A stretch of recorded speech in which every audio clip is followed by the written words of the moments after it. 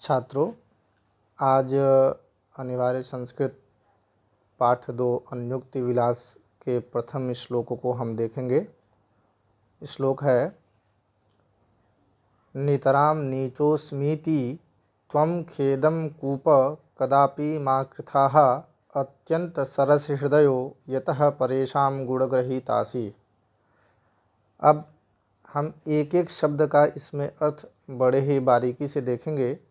नितराम शब्द का अर्थ है अत्यंत, नीचः नीच मतलब गहरा, अस्मि हूँ, उत्तम पुरुष एक वचन का यह रूप है अस्मि, इति यह अव्यय है, त्वम मतलब तुम, खेदम दुख, कूप कुआं, कदापि कदापि का मतलब है कभी भी, माँ नहीं अथवा मत दोनों होता है, कृथाः व्यर्थ में, अत्यंत सरस हृदय यह विशेषण है कूप का, कुआं का, तो अत्यंत सरस हृदय वाला ये इसका अर्थ होगा।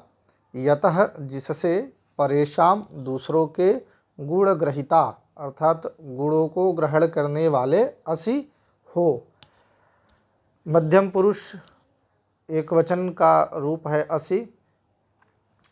युष्मद शब्द के साथ हमेशा मध्यम पुरुष का प्रयोग होता है, उत्तम पुरुष के साथ हमेशा अस्मद शब्द के साथ हमेशा उत्तम पुरुष का प्रयोग होता है। और युष्मद और अस्मद शब्द को छोड़ करके बाकी संसार में जितनी भी संज्ञाएं हैं उन सभी संज्ञाओं में प्रथम पुरुष का प्रयोग किया जाता है। इसलिए जो है त्वम इसमें शब्द आया है, इसलिए इसकी क्रिया भी असि लगी है।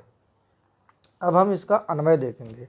चूँकि श्लोक में कर्ता, कर्म और क्रिया सभी एक साथ सीधे क्रम में नहीं होते हैं, सभी आगे पीछे होते हैं, तो हम उनको एक सीधे क्रम में बैठाएंगे, इसी को अन्वय कहते हैं। तो हम अब अन्वय देखेंगे इसका कि हे कूप नितरां नीचः अस्मि इति कदापि कृथाः मा खेद अत्यंत सरस हृदय यतः परेशां गुणग्रहीतासि। अर्थात हे कूप, नीचे हिंदी में अर्थ दिया हुआ है, आप उसे देख करके भी समझ सकते हैं। हे कूप अर्थात हे कूप, हे कुएं, नितरां नीचः अस्मि इति, तो अस्मि यहाँ पे क्रिया है, इसके साथ कर्ता तो दिया नहीं है। चूँकि अस्मि उत्तम पुरुष एक वचन का है, इसलिए कर्ता भी हम इसमें जो है अहम को जोड़ लेंगे। अस्मद शब्द के प्रथम पुरुष का एक वचन इसमें हम जोड़ लेंगे, प्रथमा विभक्ति एक वचन। तो अहम, मैं अत्यंत गहरा हूँ, इस प्रकार का, इति के शब्द का अर्थ होगा इस प्रकार का। कदापि कृथाः मा खेद मतलब कभी भी व्यर्थ में दुख मत करो, कि मैं अत्यंत ही गहरा हूँ, इस प्रकार का दुख तुम्हें नहीं होना चाहिए, क्योंकि तुम अत्यंत सरस हृदय वाले हो, बहुत सरल हृदय है तुम्हारा, जिससे तुम दूसरों के गुणों को ग्रहण करते हो। तो दूसरों का गुण, कूप दूसरों का कौन सा गुण ग्रहण करता है?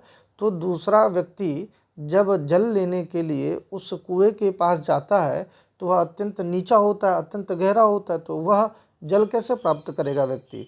तो जल प्राप्त करने के लिए उसे कोई बाल्टी, कोई बर्तन, कोई पात्र में रस्सी बांध करके उसे उस कुएं के जल में उतारा जाता है।